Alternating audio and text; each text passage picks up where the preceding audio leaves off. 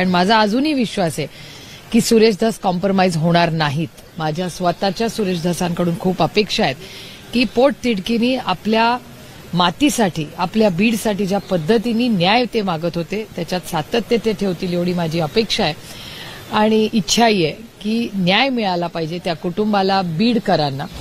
आणि ज्या पद्धतीने डीपीटीसीचे आरोप झाले, मी स्वतः त्याच्याबद्दल किंवा कृषी घोटाळ्याबद्दल मी स्वतः पार्लमेंटमध्ये त्याच्याबद्दल बोललेले आहे आणि मलाही खरं तर या वर्तमानपत्र आणि चॅनल्स बातम्या ऐकून आणि वाचून आश्चर्यही वाटलं। नक्की महाराष्ट्रात काय चाललंय हे कळत नाहीये आणि त्याच्यामुळे मी स्वतः ठरवलेलं आहे की 2 महिने झाले अनेक लोक यांच्यासाठी लढत होते।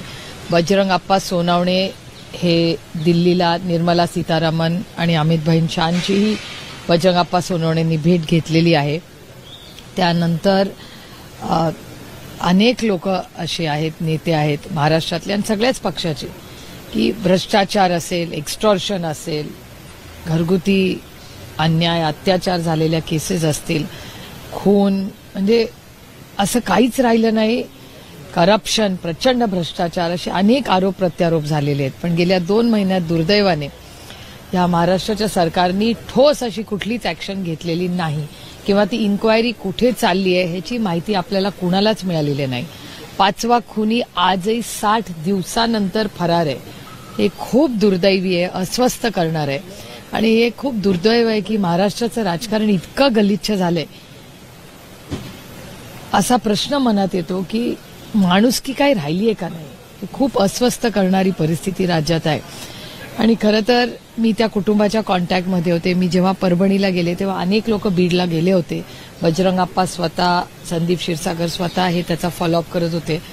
आता ही प्रेस झाल्यावर मी स्वतः जेव्हा या सगळ्या बातम्या बघितल्या, मी बजरंग अप्पा सोनवणे आणि संदीप क्षीरसागरांना कॉन्टॅक्ट केलंय।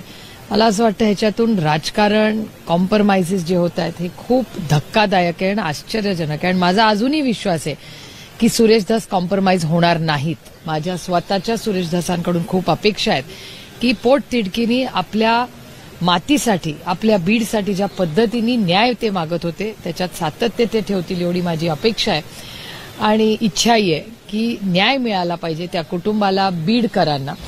आणि ज्या पद्धतीने डीपीटीसीचे आरोप झाले, मी स्वतः त्याच्याबद्दल किंवा कृषी घोटाळ्याबद्दल मी स्वतः पार्लमेंटमध्ये त्याच्याबद्दल बोललेले आहे आणि मी शिवराज सिंग चौहान या देशाचे ॲग्रिकल्चर, शेती मंत्री, त्यांचे मनपूर्वक आभार मानते की महाराष्ट्राच्या पीक विमा घोटाळ्याची इन्क्वायरी हे शिवराज सिंग चौहान स्वतः लावतील असं त्यांनी फ्लोअर ऑफ द हाऊसवर हे त्यांनी महाराष्ट्राला शब्द दिलेला आहे।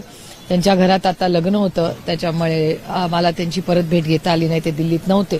पण 10 एप्रिल नंतर पुन्हा पार्लमेंट जेव्हा सुरू होईल किंवा या इन्क्वायरीचं काय झालं ह्याचा फॉलोअप मी स्वतः शिवराज सिंग जींकडे नक्कीच करीन। पण त्याचबरोबर इतके दिवस सगळेच नेते, सहकारी याचा फॉलोअप करत होते, पण गेल्या 60 दिवसानंतर जी परिस्थिती तुमच्या चॅनल्सवर मला पाहायला मिळते ही थोडीशी चिंताजनक आहे आणि कुठलंही सरकारने कुणावरही दबाव टाकून सत्य लपवू नये एवढीच माझी विनम्र या सरकारला विनंती आहे। आणि मी स्वतः 18 तारखेला बीडला जाणार आहे।